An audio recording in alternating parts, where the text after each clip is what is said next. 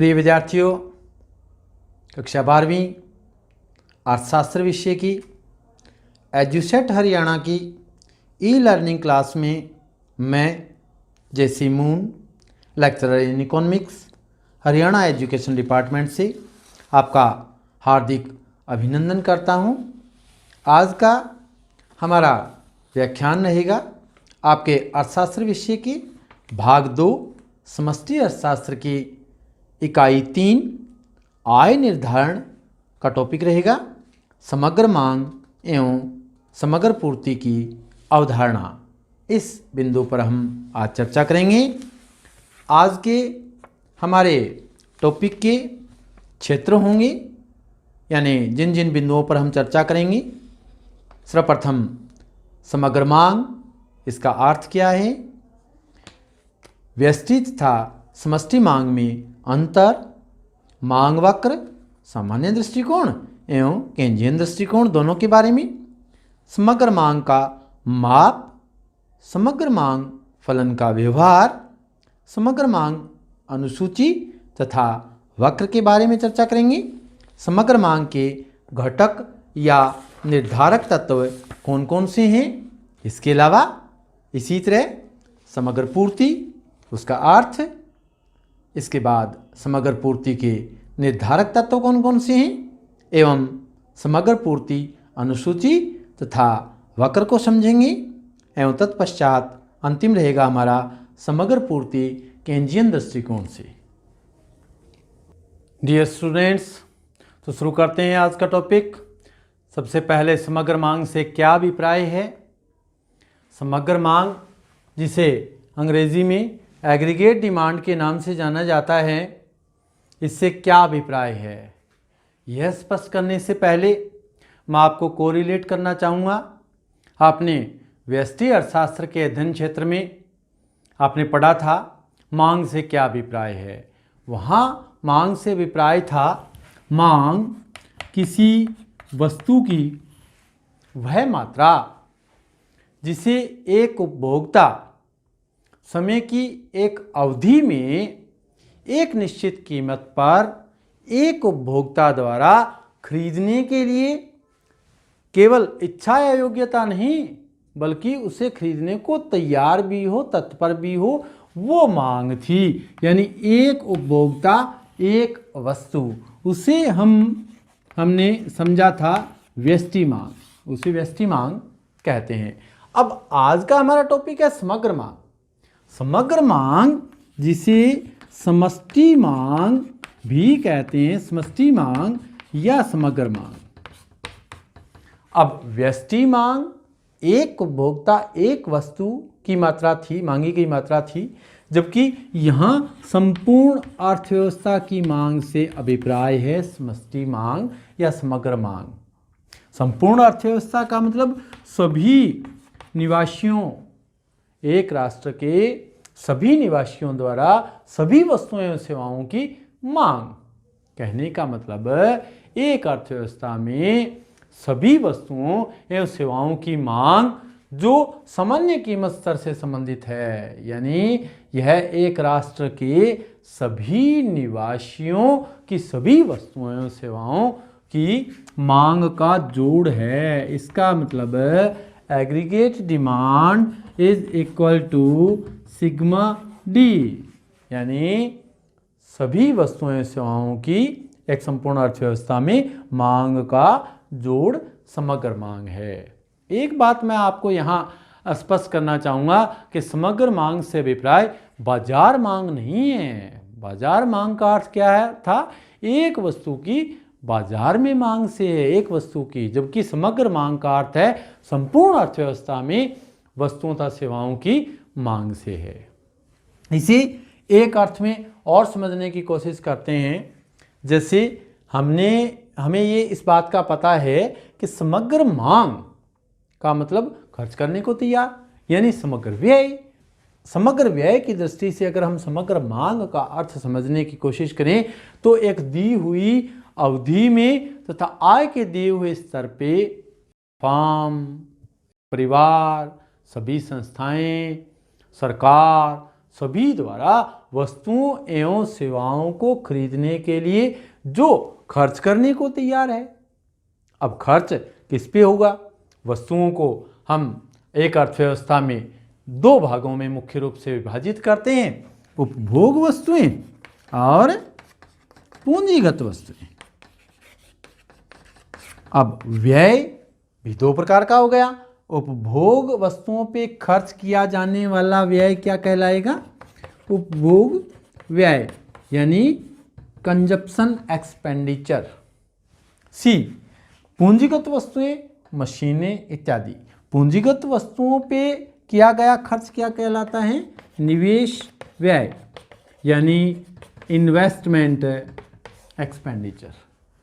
तो इसका मतलब ये हुआ कि AD aggregate demand is equal to उपभोग व्यय सी प्लस निवेश व्यय आई, यानी उपभोग व्यय और निवेश व्यय का जोड़ है समग्र मांग। दो बातें निकल के आ गई हमारे सामने।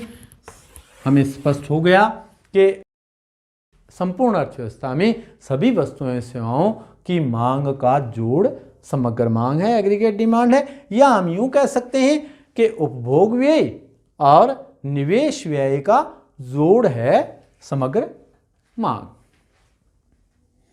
प्रिय विद्यार्थीगण, समग्र मांग के अभिप्राय समझने के पश्चात मांग वक्र पे आते हैं। व्यष्टि अर्थशास्त्र के अध्ययन से हम ये तो जान चुके हैं कि वस्तु की मांग की मात्रा एवं उसकी कीमत के मध्य विपरीत संबंध पाया जाता है। समष्टि स्तर पर इसी संबंध का सामान्यीकरण करते हुए हम ये कह सकते हैं कि सभी वस्तुओं तथा सेवाओं की मांग यानी अर्थव्यवस्था की सभी आर्थिक इकाइयों की मांग का कीमत स्तर से विपरीत संबंध पाया जाता है। व्यष्टि अर्थशास्त्र में हमने मांग वक्र, व्यष्टि मांग वक्र किया था, जिसमें हमने यहाँ क्वांटिटी और यहाँ कीमत, प्राइस, और मांग वक्र हमारा क्या था? ऊपर से नीचे ढलवां, बाएं से दाएं, नीचे की ओर ढलवां था। वैसे ही अर्थव्यवस्था की कीमत स्तर के संबंध में समग्र मांग वक्र भी बाएं से दाएं, नीचे की ओर ढलवां। एडी और यहाँ प्राइस लेवल, कीमत सतर, और ये आपका समग्र मांग वक्र बन जाएगा। व्यष्टि स्तर पर मांग वक्र ये है जो एक वस्तु की मांग DXX, एक वस्तु की मांग तथा उसकी कीमत के संबंध को दर्शाता है, जबकि समग्र मांग वक्र समष्टि स्तर पर मांग वक्र है जो समग्र मांग तथा सामान्य कीमत स्तर के बीच संबंध को दर्शाता है। यानी अंतर केवल इतना ही है कि व्यष्टि मांग वक्र एक वस्तु की कीमत को दर्शाता है, जबकि समष्टि मांग वक्र कीमत स्तर, प्राइस लेवल को प्रकट करता है। कीमत स्तर से क्या अभिप्राय है? जैसा कि आप स्क्रीन पर देख रहे हैं, कीमत स्तर से अभिप्राय सामान्य कीमत से है, जो कि अर्थव्यवस्था में सभी वस्तुओं तथा सेवाओं की कीमतों की औसत होती है। इसके अतिरिक्त DX का अर्थ है वस्तु X की मांग, यानी एक वस्तु की मांग, जबकि AD का मतलब है, अर्थ है एक अर्थव्यवस्था में उपलब्ध सभी वस्तुओं तथा सेवाओं की मांग। यह समग्र मांग का सामान्य दृष्टिकोण है, जिसमें मांग का कीमत स्तर से संबंध दिखाया गया है। डियर स्टूडेंट्स, यह हमारा सामान्य दृष्टिकोण था समग्र मांग का, जो कीमत स्तर के साथ संबंध दिखाता है। अब समग्र मांग का संबंध आय के साथ प्रकट करने वाले मांग वक्र की बात करते हैं। आय के साथ, आय के साथ जिसे केंद्र के दृष्टिकोण से जाना जाता है, जिसे हम केंजियन दृष्टिकोण कहते हैं। केंज महोदय ने उन्होंने समग्र मांग का संबंध आय के साथ स्थापित किया। एडी आय तथा रोजगार। उन्होंने कहा एक अर्थव्यवस्था में समग्र वस्तुओं तथा सेवाओं की मांग आय के विभिन्न स्तरों पर निर्भर करती है, अर्थात आय और मांग का एक दूसरे के साथ धनात्मक संबंध पाया जाता है, ना कि ऋणात्मक। जबकि सामान्य दृष्टिकोण में ऋणात्मक विपरीत संबंध था। धनात्मक संबंध का मतलब कहना क्या चाहता है, आय का मांग के साथ जैसे जैसे आय बढ़ती है वैसे वैसे मांग भी बढ़ती है, और जैसे जैसे आय कम होती है वैसे वैसे मांग भी कम होती जाती है। आय के साथ धनात्मक संबंध पाया जाता है। इसका मतलब एडी कर्व बाएं से दाएं नीचे की ओर ढलवा नहीं, बल्कि बाएं से दाएं ऊपर की ओर ढलवा होता है। ये है आपका केंज का अपवार्ड स्लोपिंग एडी कर्व, ना कि डाउनवर्ड। यह आयत था मांग के धनात्मक संबंध को दर्शाता है। एक बात और स्पष्ट कर दूं मैं आपको यहां कि केंज के मॉडल में यह जीरो से ओ से शुरू नहीं किया है। क्यों?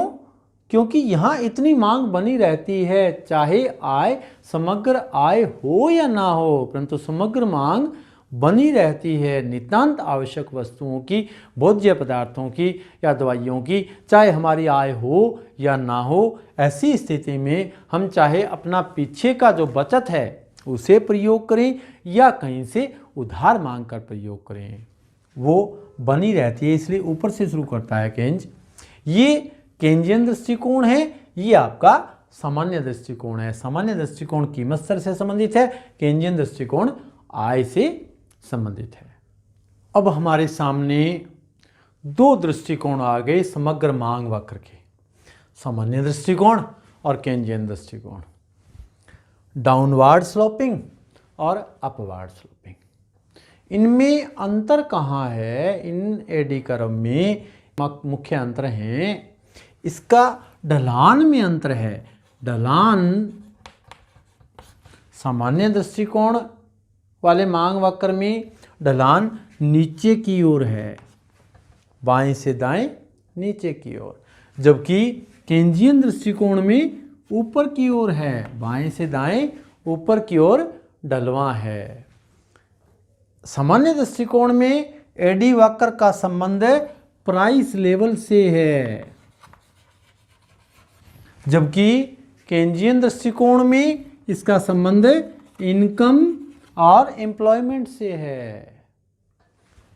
सामान्य दृष्टिकोण में कीमत तथा मांग का विपरीत संबंध है, ऋणात्मक संबंध पाया जाता है, जबकि केंजियन दृष्टिकोण के मांग वक्र में प्रत्यक्ष संबंध है, धनात्मक संबंध पाया जाता है। तो समग्र मांग वक्र का अभिप्राय AD is equal to sigma D या AD is equal to C plus I, और डाउनवार्ड स्लोपिंग और अपवार्ड स्लोपिंग दो प्रकार की मांग वक्र। डियर स्टूडेंट्स, समग्र मांग वक्र के पश्चात हम समग्र मांग फलन के व्यवहार को समझते हैं। Behaviour of AD, aggregate demand function. समग्र मांग फलन का व्यवहार क्या है? समग्र मांग आय के स्तर पर निर्भर करती है। आय का स्तर जितना अधिक होगा, क्रय शक्ति भी उतनी अधिक होगी तथा मांग भी उतनी ही अधिक होगी। इस संबंध में हमें जैसा कि आप स्क्रीन पे देख रहे हैं, इन दो बातों का ध्यान रखना अति आवश्यक है। पहला है, आय के शून्य होने पर भी समग्र मांग का एक न्यूनतम स्तर सदैव बना रहता है। आय चाहे शून्य हो जाए, परंतु समग्र मांग का एक न्यूनतम स्तर बना रहेगा। इसका कारण क्या है? इसका कारण ये है, पहले बात कर चुके हैं इस बारे में, परंतु फिर भी दोबारा दोहरा दूं मैं आपको। जीवित रहने के लिए हमें भोजन आदि अनिवार्य वस्तुओं की मांग अवश्य करनी पड़ती है। इस मांग को पूरा करने के लिए आय के अभाव में हमें दूसरों से उधार लेना पड़ सकता है या अपनी पिछली बचत को खर्च करना पड़ सकता है। और दूसरी बात, हमें आय में होने वाली वृद्धि की दर व्यय में होने वाली वृद्धि की दर से अधिक होती है। जब आय बढ़ती है तो मांग में भी वृद्धि होती है, परंतु आय के एक स्तर के पश्चात लोग अपनी आय के कुछ भाग की बचत करने लगते हैं, इसलिए आय की तुलना में व्यय में कम दर से वृद्धि होती है। इसे एक तालिका द्वारा समझने की कोशिश करेंगे। तालिका के रूप में आय और समग्र मांग। आय का मतलब वाई, समग्र मांग एडी। ठीक है, आय 0, 10, 20 जैसे जैसे बढ़ाते जाइए आय को, 20, 25, 30, 35, 40, 45, 50। अब तालिका की दृष्टि से देखिए, यहाँ देखिए, जब आय 0 है तो समग्र मांग 20 है। यह आय समग्र मांग का न्यूनतम स्तर है। ये अनिवार्य अवस्था, पहली कंडीशन हमारी पूरी हुई है। आय के 0 होने पर, आय के 0 होने पर समग्र मांग का एक न्यूनतम स्तर बना रहता है अनिवार्य वस्तुओं का। दूसरी बात, जैसे जैसे आय में वृद्धि हो रही है, 0 से 10 करोड़ में अगर हम बात करें 10 करोड़ हुई, तो वैसे ही समग्र मांग भी 20 करोड़ से 25 करोड़ वस्तुओं की हो गई। अब 20 से 30 यानी जैसे जैसे 30 से 40, 40 से 50, 50 से 60, जैसे जैसे आय में वृद्धि हो रही है वैसे वैसे समग्र मांग में भी वृद्धि हो रही है। और तीसरी बात, यहाँ देखिए 40 पे देखिए, आय और मांग का मतलब समग्र व्यय, सीधी सी बात है, ये दोनों बराबर हो गए हैं। परंतु जैसे ही आय में वृद्धि हुई, 50 करोड़ आय हुई है किसी अर्थव्यवस्था की, उस समय में समग्र मांग क्या है 45, यानी इसमें ज़्यादा वृद्धि हुई, इसमें कम वृद्धि हुई। एक निश्चित समय पे आने के बाद यह व्यय कम हो जाता है, यानी व्यय में होने वाली वृद्धि की दर से आय में होने वाली वृद्धि की दर अधिक है। हमारी दूसरी कंडीशन पूरी हो रही है। तो इन दो बातों का हमेशा समग्र मांग फलन का विश्लेषण करते समय ध्यान रखना पड़ेगा हमें। इसे हम डायग्राम द्वारा समझने की कोशिश करते हैं।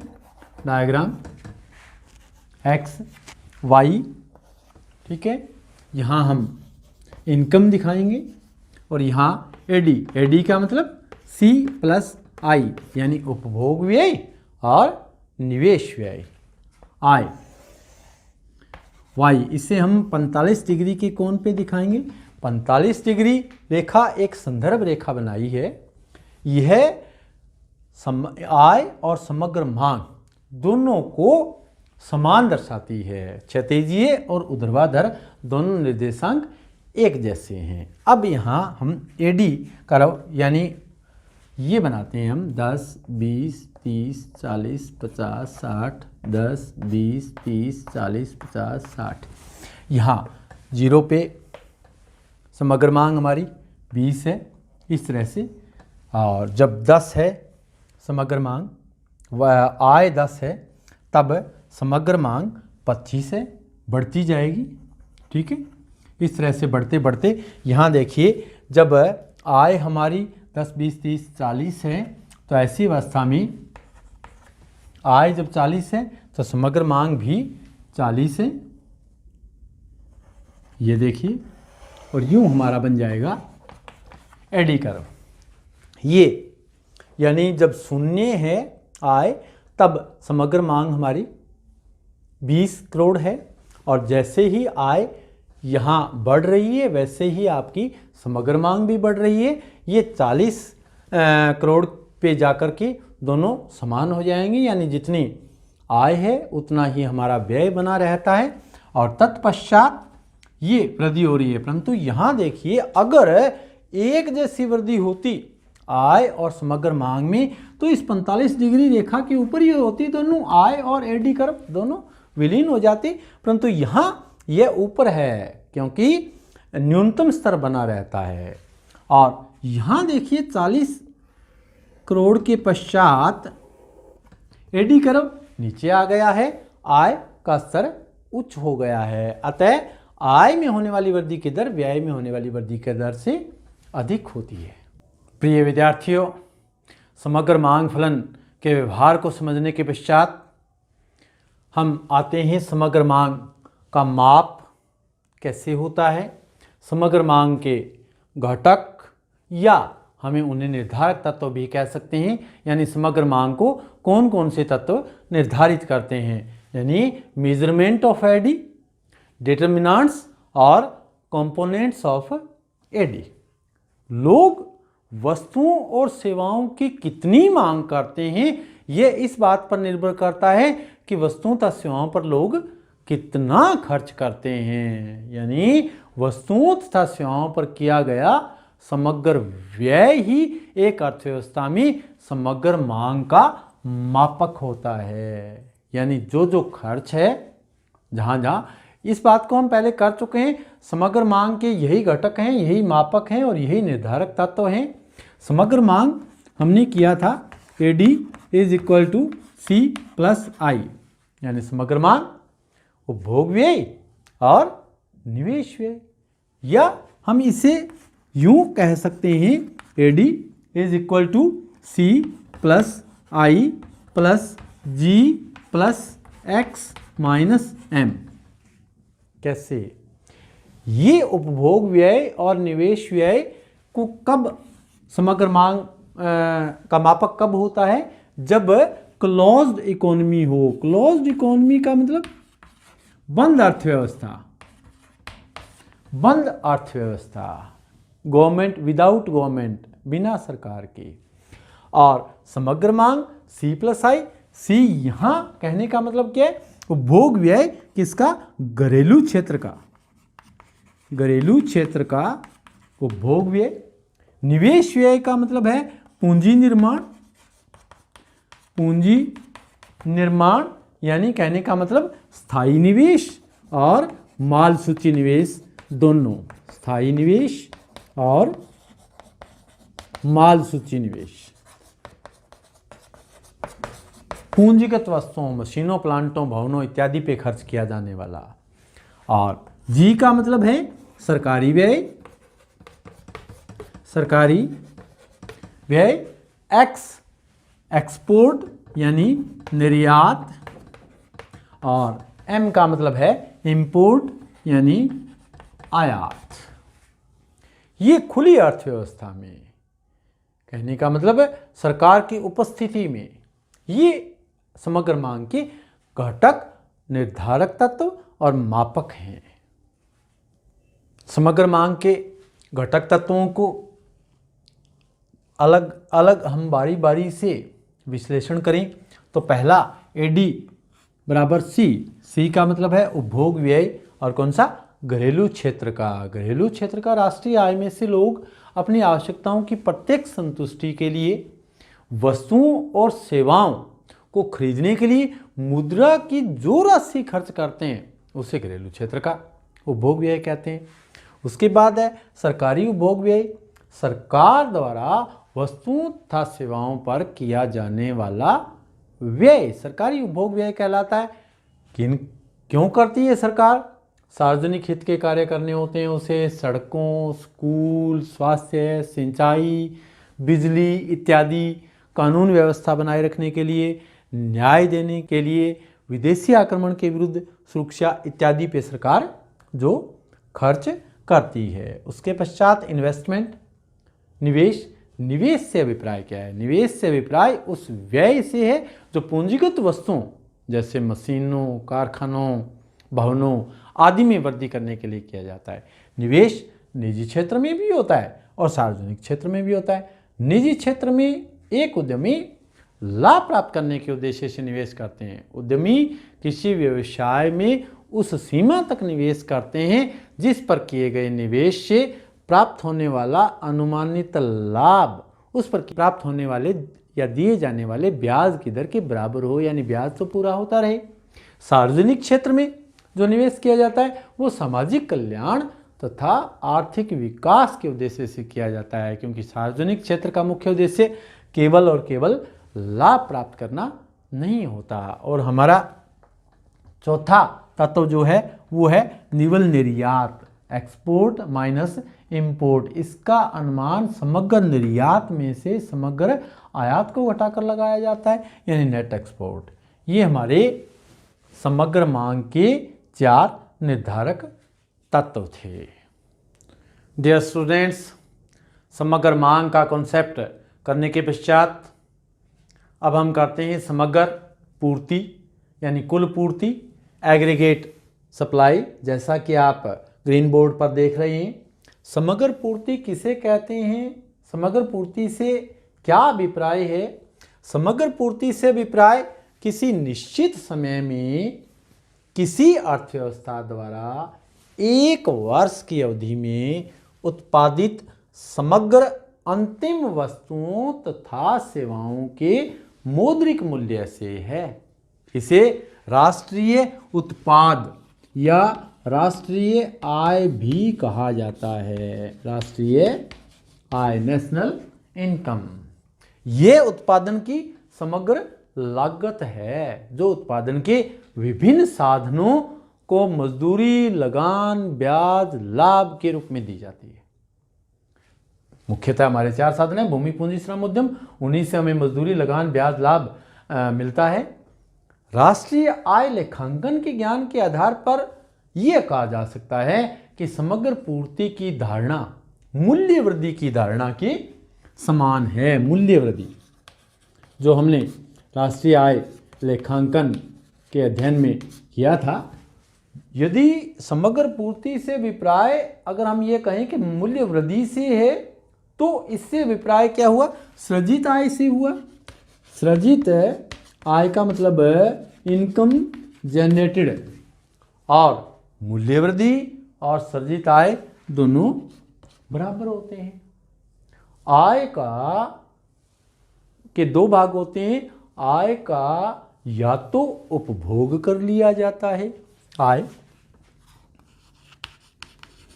या तो उपभोग कर लिया जाता है, या जो उपभोग नहीं होता वो बचत के रूप में रहता है। इसलिए उपभोग तथा बचत दोनों समग्र पूर्ति के अंग हैं। दूसरे शब्दों में अगर मैं बताऊं आपको, तो समग्र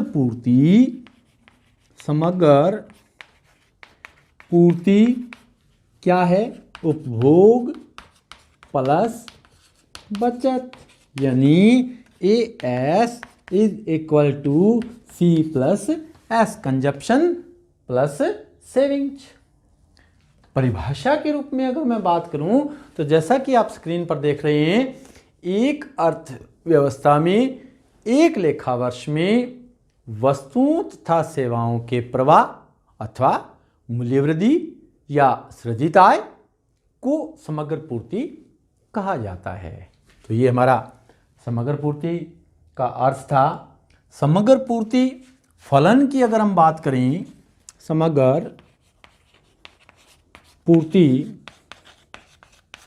फलन एग्रीगेट सप्लाई फंक्शन, या हम उसके निर्धारक तत्व भी कह सकते हैं। किसी अर्थव्यवस्था में वस्तुओं तथा सेवाओं का प्रवाह मुख्यतः 2 तत्वों पर निर्भर करता है। कौन कौन से 2 तत्वों पे? पहला, वर्तमान साधन कारक, साधनों के अतिरिक्त प्रयोग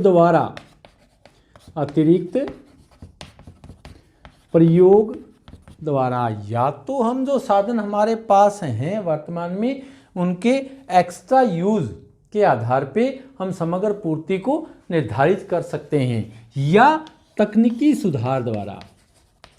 तकनीकी सुधार का मतलब टेक्नोलॉजी में परिवर्तन करके हम पूर्ति को निर्धारित कर सकते हैं। तो ये हमारा था समग्र पूर्ति से अभिप्राय, AS is equal to C plus S, और समग्र पूर्ति फलन।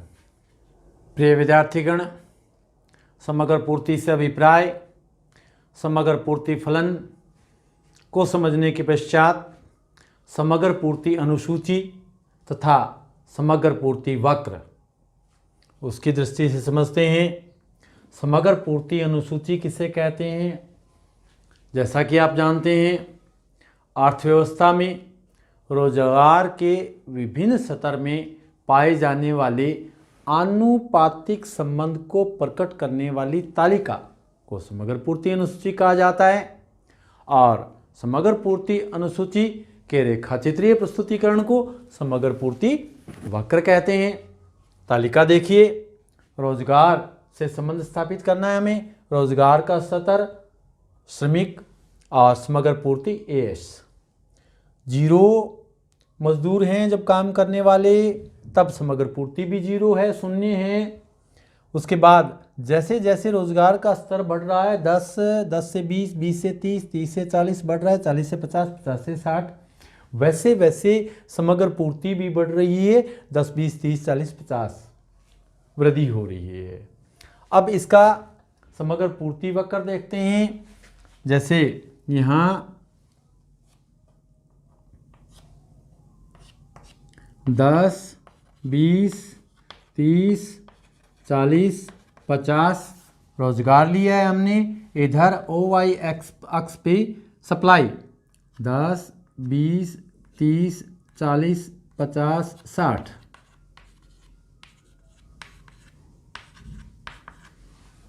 जीरो पे 0 है। जब रोजगार का स्तर 10 था तब समग्र पूर्ति 10 है। इस तरह से ये मिलान होता चला जाएगा।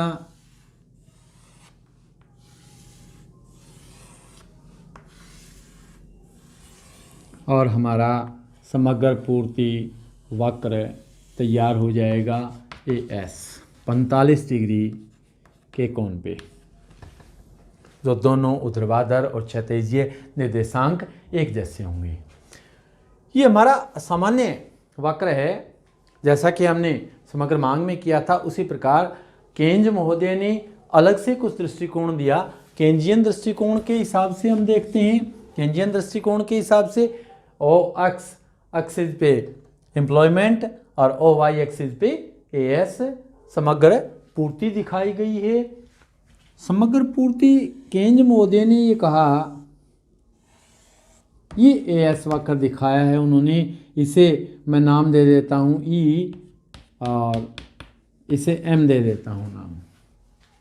ये केंज महोदय कहते हैं जिस दर पर रोजगार बढ़ रहा है, ये रोजगार जैसे जैसे बढ़ रहा है उसी दर पर AS भी बढ़ रही है, परंतु OM M बिंदु पर आकर के यहाँ आके देखिए आप, OM बिंदु के बाद यह एक ऊर्ध्वाधर हो जाता है। इस रेखा बन जाती है, जिसका अर्थ क्या है? इसका अर्थ है समग्र पूर्ति नहीं बढ़ रही है, बल्कि वस्तुएं सेवाओं का प्रवाह नहीं बढ़ रहा है। क्यों? क्योंकि सभी श्रमिकों की सेवाओं का पूर्ण उपयोग हो रहा है, यानी पूर्ण रोजगार की स्थिति है। वो बताना चाहते हैं कि पूर्ण रोजगार की स्थिति के पश्चात समग्र पूर्ति बढ़ती नहीं है, उत्पादन नहीं बढ़ता। अन्य बातें समान रहने पर पूर्ण रोजगार की स्थिति के प्राप्त होने के पश्चात उत्पादन में वृद्धि नहीं होती। एक बार पूर्ण रोजगार का स्तर प्राप्त हो जाने पर यदि उत्पादन को बढ़ाने का प्रयत्न किया भी जाता है तो इसका मतलब क्या हुआ? कोई भी साधन बेरोजगार नहीं होता। ऐसी स्थिति में बढ़ रही मांग के दबाव में केवल साधनों की कीमतें ही बढ़ेंगी, और यदि साधनों की कीमतें बढ़ेंगी तो इसका मतलब उत्पादन की लागत बढ़ जाएगी। इसके परिणाम स्वरूप क्या होगा? सामान्य कीमत स्तर बढ़ना शुरू हो जाएगा, सामान्य कीमत स्तर बढ़ेगा। AS वक्र जो ये वाला रोजगार के बीच प्रत्यक्ष संबंध को दर्शाता है। केंजियन दृष्टिकोण में प्रत्यक्ष संबंध है, परंतु पूर्ण रोजगार की स्थिति के बाद पश्चात जब साधनों का पूर्ण उपयोग हो जाता है उसके बाद समग्र पूर्ति यानी उत्पादन नहीं बढ़ाया जा सकता, और यदि प्रयास किया भी जाएगा तो कीमत स्तर बढ़ना शुरू हो जाएगा। तो ये हमारा आज का टॉपिक था, समग्र मांग और समग्र पूर्ति। इसके पश्चात हम इसका सारांश के रूप में एक बार इसकी पुनरावृत्ति करते हैं। समग्र मांग एग्रीगेट डिमांड एक लेखा वर्ष में एक अर्थव्यवस्था में समस्त वस्तुओं तथा सेवाओं की मांग का योग ही समग्र मांग कहलाता है। इसे एक लेखांकन वर्ष में वस्तुओं तथा सेवाओं पर किए जाने वाले खर्च द्वारा मापा जाता है, यानी AD is equal to sigma D और AD is equal to C+I। समग्र मांग के घटक कंपोनेंट्स ऑफ एग्रीगेट डिमांड उपभोग, निवेश, सरकारी व्यय, निवल निर्यात, यानी AD is equal to C+I plus G plus X minus M। समग्र पूर्ति एग्रीगेट सप्लाई समग्र पूर्ति से अभिप्राय एक अर्थव्यवस्था में एक लेखांकन वर्ष में समग्र वस्तुओं तथा सेवाओं के प्रवाह से है, यानी AS is equal to C+S। या हम यूँ कह सकते हैं समग्र पूर्ति इज इक्वल टू मूल्य वृद्धि, और मूल्य वृद्धि आय के सृजन के बराबर है, और ये सारे उपभोग प्लस बचत यानी C+S के इक्विवेलेंट हैं। डियर स्टूडेंट्स, मुझे आशा है आपको समग्र मांग और समग्र पूर्ति के संबंध में कॉन्सेप्ट क्लियर हो गया होगा। धन्यवाद।